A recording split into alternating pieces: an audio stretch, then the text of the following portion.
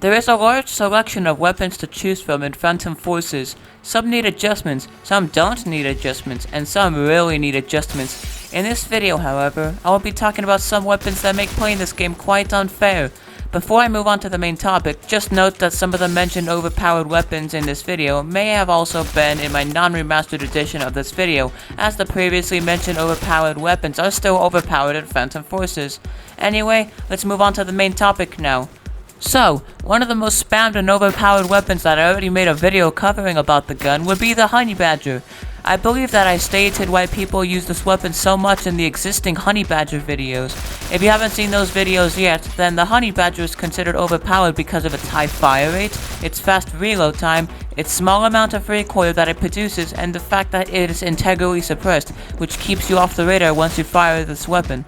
The weapon is unlocked at only rank 62, which is an easy rank to acquire with a little bit of dedication, which may be why so many users around this rank use this weapon. Another overpowered weapon in Phantom Forces that is usually quite exploited would be the P90. This weapon, like the Honey Badger, is overpowered because of its high fire rate, low amount of recoil, and a fast reload time. This weapon also has a decent movement speed when traveling with this weapon. The P90 is naturally unsuppressed, which indicates your location on the radar, which doesn't even matter if your enemies don't look at the radar anyway. Now onto some disadvantages. This weapon has some noticeable disadvantages, such as possessing high horizontal recoil, a long reload time compared to its counterparts, and low damage. All of these disadvantages can easily be countered, however. An overpowered weapon that has recently had a major boost in popularity would be the MAC-10.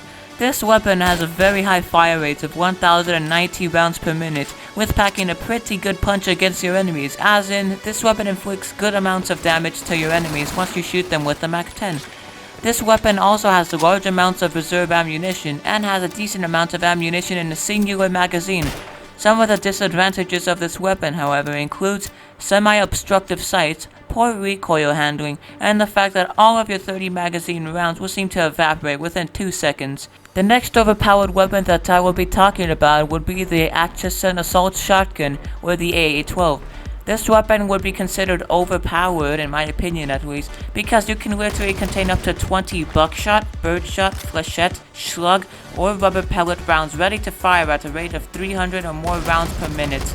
This weapon has fairly normal damage if you are using birdshot or flechette on this shotgun, although the damage is one of the worst in the shotgun class when equipping flechette.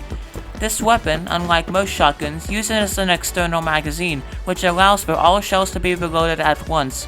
Like all weapons, this weapon does have its disadvantages, such as having an extremely wide spread, having a high ammunition consumption rate, and that you will need to reload frequently when using this weapon. An overpowered weapon that has recently been added to the game would probably be the X95R. This weapon, like the Honey Badger and the P90, is considered overpowered because of its high fire rate, low amounts of recoil, and a fairly quick reload time. The only main problem with this weapon is that all of your ammunition, at least in one magazine, will be fired out of this carbine extremely rapidly. This problem can be countered by taking short bursts, mainly in the circumstances when your enemy will not spot you easily when you shoot that person.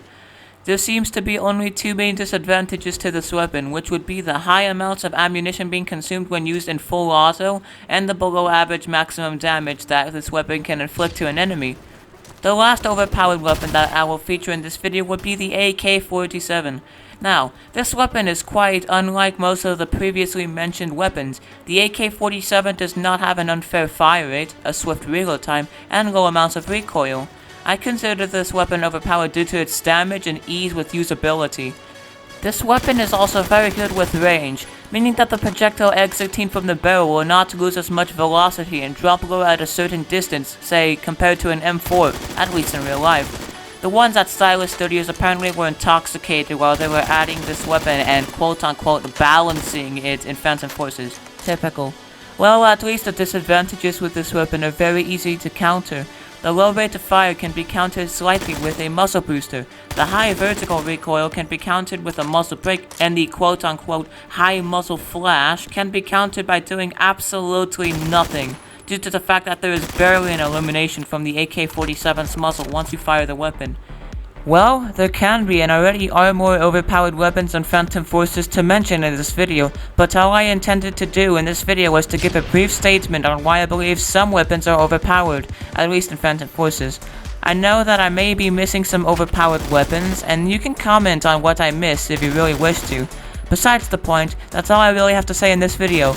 As for now, thank you for supporting the channel by being here, and as always, farewell.